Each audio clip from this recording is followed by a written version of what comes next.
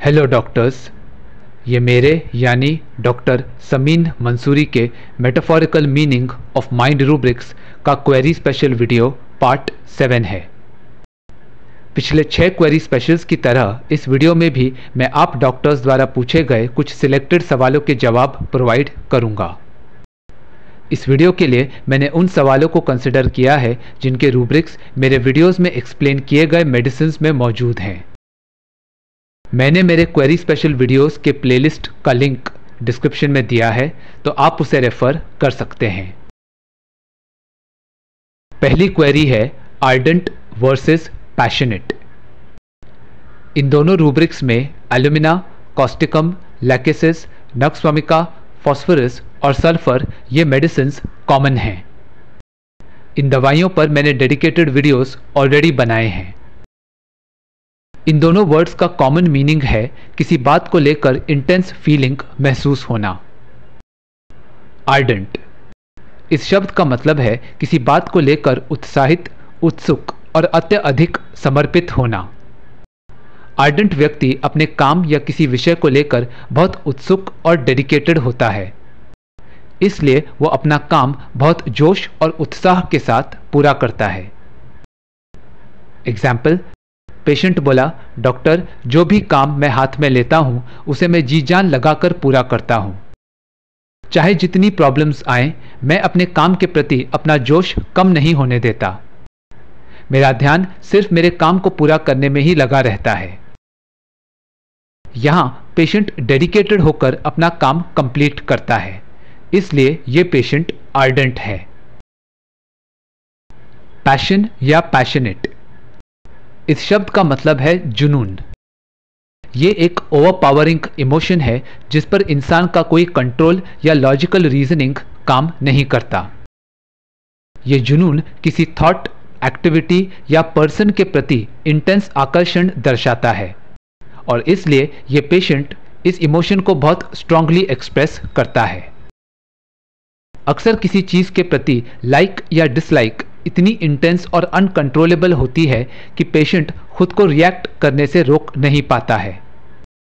इसलिए एक तरफ ये बिहेवियर इंसान के उस चीज को लेकर हाई एनर्जी लेवल्स दर्शाता है, तो दूसरी तरफ उसकी कमजोरी को भी इंडिकेट करता है। एग्जाम्पल, बच्चे की मम्मी ने कहा, डॉक्टर मेरे बेटे को कंप्यूटर गेम्स खेलने का इतना शौक है कि क्या कहूं।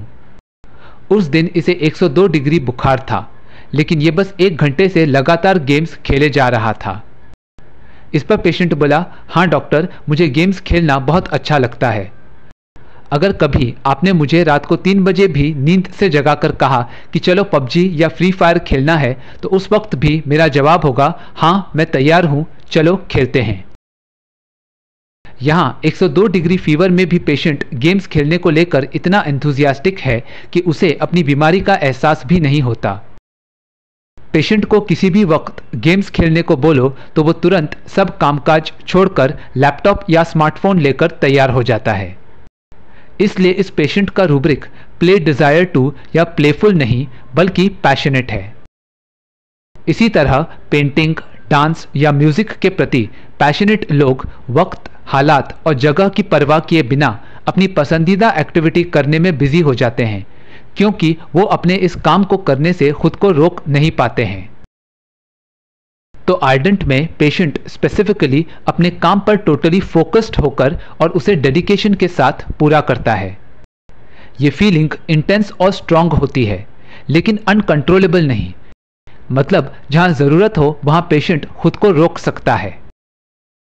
जबकि पैशनेट में पेशेंट ऐसे अनकंट्रोलेबल और इररेजिस्टिबल इमोशन को महसूस करता है जिसे वो चाहकर भी रोक नहीं सकता। अगर उसे कोई चीज पसंद है तो वो उसे बेइंतहा लाइक करता है और किसी भी वक्त उस एक्टिविटी को करने के लिए तैयार रहता है। इसी तरह यदि पेशेंट को कोई बात नापसंद हो तब भी उसका रिएक्शन एक्सट्रीम होता है, जो पेशेंट की वीकनेस दर्शाता है। अगली क्वेरी है anxiety in children versus anxiety about his children. इन दोनों रूब्रिक्स में आर्सेनिकम अल्ब, कैलकेरिया कार्ब और रस्टॉक्स ये तीनों मेडिसिन कॉमन हैं, जिन पर मैंने ऑलरेडी वीडियोस बनाए हैं। एंशियस या एंजाइटी। इस इमोशन में व्यक्ति किसी बात को लेकर परेशानी, चिंता या घबराहट महसूस करता है क्योंकि पेशेंट को ये पता नहीं होता है कि उस बात का क्या नतीजा या परिणाम निकलने वाला है। मतलब उस बात का आउटकम अनिश्चित या अनसर्टेन होता है और इसलिए पेशेंट यही सोचकर कि क्या पता क्या होगा अनईजीनेस महसूस करता रहता है। चिल्ड्रन। इस रूब्रिक में चिल्ड्रन का मतलब कम एज वाला बच्चा ही नहीं बल्कि कोई एडल्ट भी हो सकता है जो बीमारी, बुढ़ापे या फिर किसी और कारण से खुद का ध्यान अपने आप नहीं रख सकता है और इसलिए किसी एडल्ट पर अपने डेली नीड्स के लिए डिपेंडेंट है। Anxiety in children. Example 1। Parents ने कहा, डॉक्टर हमारी 11 साल की बेटी किसी भी बात का टेंशन लेने लगती है। लॉकडाउन की वजह से घर में पैसों की थोड़ी प्रॉब्लम चल रही है तो इस पर वो चिंता करने लगती है कि हम अब उसकी स्कूल फीस कैसे मैनेज करेंगे।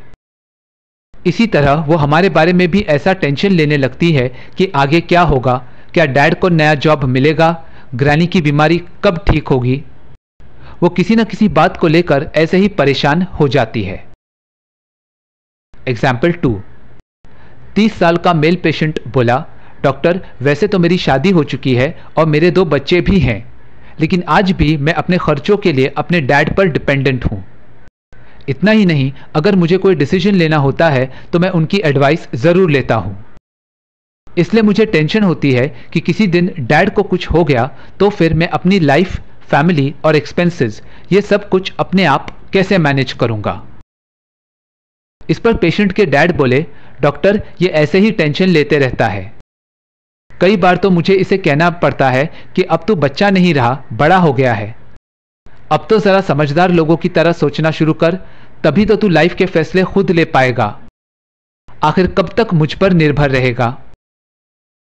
यहाँ पेशेंट 30 साल का एडल्ट होते हुए भी एक छोटे बच्चे की तरह अपने डैड पर फाइनेंशियली और इमोशनली डिपेंडेंट है।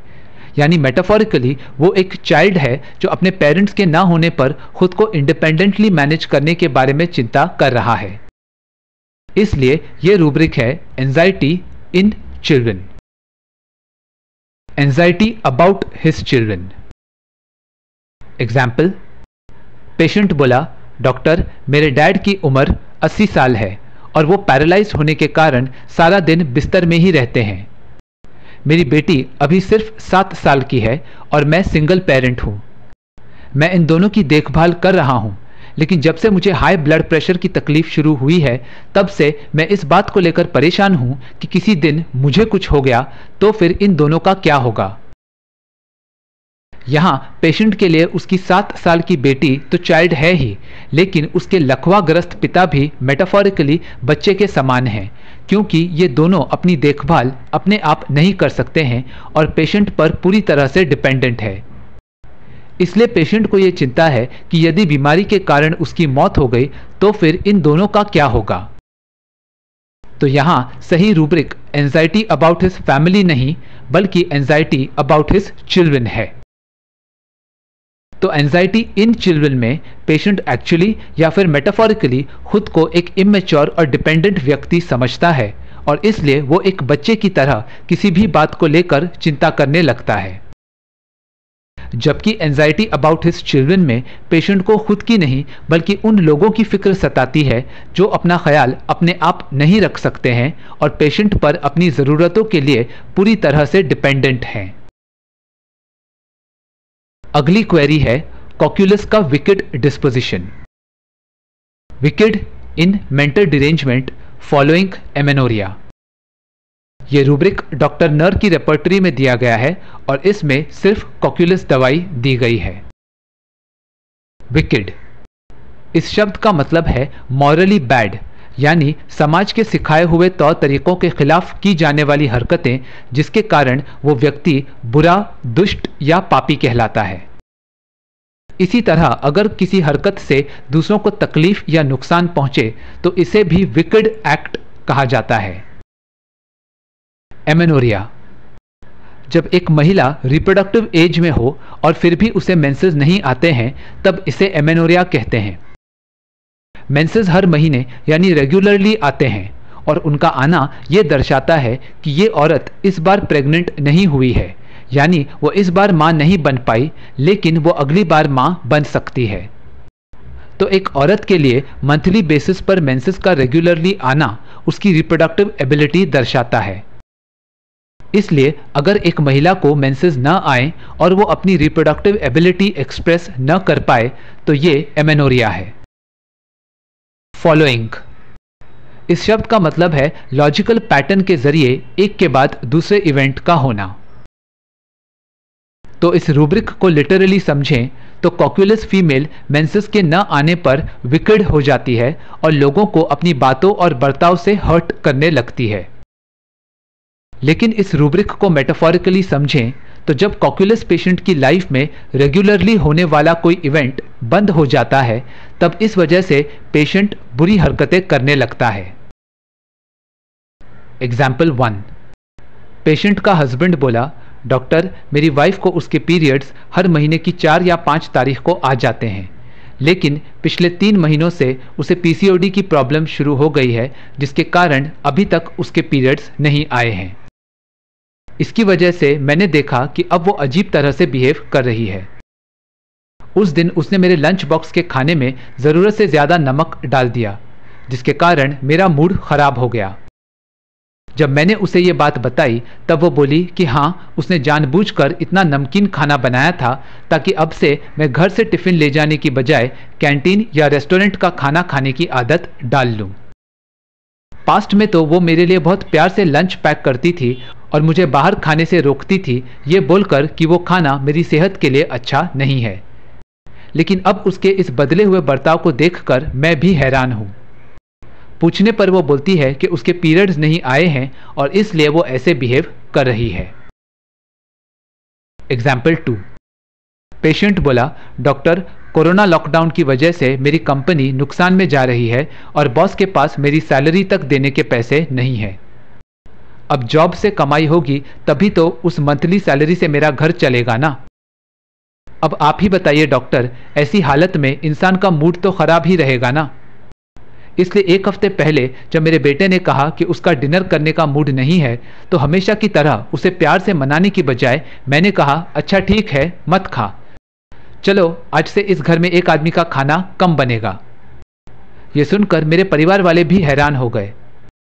फिर अगली सुबह मेरा बेटा ब्रेकफास्ट करने बैठा तो मैंने उसे कहा, क्यों, क्या हुआ तेरी भूख हड़ताल का? एक रात में ही अक्ल ठिकाने आ गई? इस पर नाराज होकर वो बिना नाश्ता किए ही कॉलेज चला गया। डॉक्टर, जब से घर में सैलरी आना बंद हुई है तब से मेरा सबके साथ ऐसा ही रवैया हो गया है, वरना पहले तो मैं हमेशा सबका ख्याल रखता था। इसलिए मुझे भी लगने लगा है कि मैंने जो कहा वो गलत है। एक बाप अपने बेटे को ऐसा कैसे बोल सकता है? तो यहाँ कॉक्युलस पेशेंट हमेशा दूसरों की फिक्र करता था, लेकिन सैलरी न मिलने पर पेशेंट की कमाई जो उसकी एबिलिटी दर्शाती है वो उसे एक्सप्रेस नहीं कर पा रहा है। मंथली सैलरी मेटाफोरिकली मेंसेस है और उस कमाई का न मिल पाना एमेनोरिया के समान है। इसलिए ये पेशेंट अब लोगों को अपनी बातों और बर्ताव के जरिए हर्ट कर रहा है। पेशेंट अपने खराब मूड के लिए एमेनोरिया को एक वैलिड रीजन मानता है। हम सब जानते हैं कि जॉब में प्रॉब्लम्स आने पर अक्सर इंसान अपसेट हो जाता है। मतलब पहले एमेनोरिया की प्रॉब्लम हुई और उसके बाद एक लॉजिकल पैटर्न के जरिए पेशेंट मेंटली डिरेंज्ड हो गया और विकेड बन गया। इसलिए ये रूब्रिक है, wicked in mental derangement following amenorrhoea. Cocculus पर मैंने ऑलरेडी एक डेडिकेटेड वीडियो बनाया है। और फाइनल क्वेरी है fear types. Fear continuous versus fear of everything constant versus fear life long. इन सारे रूब्रिक्स में कॉमन बात यह है कि पेशेंट को डर महसूस होता है, लेकिन यह भय अलग अलग टाइम फ्रेम्स के लिए होता है। फियर कंटिन्यूअस, इस रूब्रिक में सिर्फ 2 मेडिसिन हैं, इग्नेशिया और लाइकोपोडियम, जिन पर मैंने ऑलरेडी वीडियोस बनाए हैं। कंटिन्यूअस, इस शब्द का मतलब है कोई ऐसा इवेंट जो बिना रुके यानी बगैर ब्रेक, रेस्ट, इंटरप्शन या पॉज के होते रहता है। तो यहाँ पेशेंट का डर बिना रुके या थमे महसूस होते रहता है। एग्जाम्पल, पेशेंट बोला, डॉक्टर जब भी मुझे किसी बात का डर लगता है तब वो लगातार बना रहता है, एक पल के लिए भी वो डर रुकता नहीं। फिर दवा लेने पर उस डर की निरंतरता टूटती है। Fear of everything constant. इस रूब्रिक में Calcarea carb, carcinosin, hyoscyamus, lycopodium और सोराइनम के अलावा और भी मेडिसिन मौजूद हैं। कांस्टेंट, इस शब्द का मतलब है कोई ऐसी एंटिटी जिसकी वैल्यू फिक्स्ड होने के कारण कभी बदलती नहीं है, मतलब उस चीज की इंटेंसिटी या वैल्यू सेम ही रहती है। एग्जाम्पल, पेशेंट बोला, डॉक्टर डायबिटीज को लेकर मुझे टेंशन है कि मेरी बीमारी कभी ठीक नहीं होगी, बल्कि जिस बुरी हालत में मैं आज हूं आगे भी मेरा हाल ऐसा ही रहेगा, मतलब मेरे हालात में कोई बदलाव या सुधार नहीं आने वाला है। मैं नहीं चाहता कि ऐसा हो, इसलिए आपके पास आया हूं। यहां पेशेंट को इस बात का डर है कि आज बीमारी में जो उसकी हालत है वही फ्यूचर में भी रहेगी और उसमें कोई चेंज नहीं आएगा। Fear life long.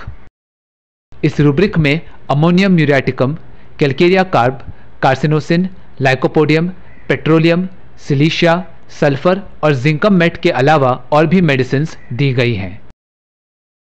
Life long, इस शब्द का मतलब है जिंदगी भर, यानी एक पर्टिकुलर स्टार्टिंग पॉइंट से लेकर जीवन के अंत तक।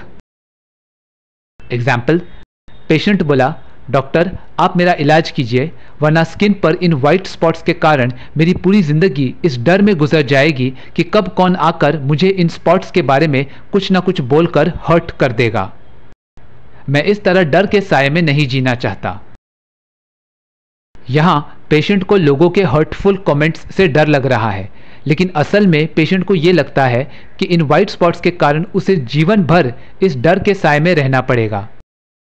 इसलिए सही rubric fear of being hurt नहीं बल्कि फियर लाइफ लॉन्ग है। तो फियर कंटिन्यूअस में पेशेंट को लगातार डर महसूस होते रहता है, जबकि फियर ऑफ एवरीथिंग कांस्टेंट में पेशेंट को प्रॉब्लम की इंटेंसिटी सेम होने का और उसकी बुरी कंडीशन में कोई चेंज न आने का डर रहता है। और फियर लाइफ लॉन्ग में पेशेंट को अपनी पूरी जिंदगी डर के साए में गुजारे जाने का टेंशन होता है। तो मुझे उम्मीद है कि इस वीडियो के जरिए आपको आपके सवालों के सैटिस्फैक्टरी जवाब मिल गए हैं।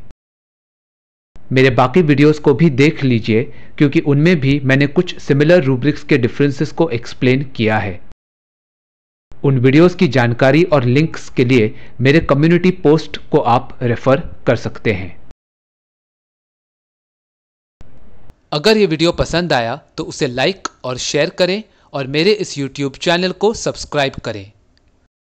वीडियो या होम्योपैथी से जुड़े आपके कोई भी सवाल हो या आप फीडबैक देना चाहें तो मुझे कमेंट्स में बताएं। मैं आपके सवालों का जवाब देने की पूरी कोशिश करूंगा। Thank you for watching.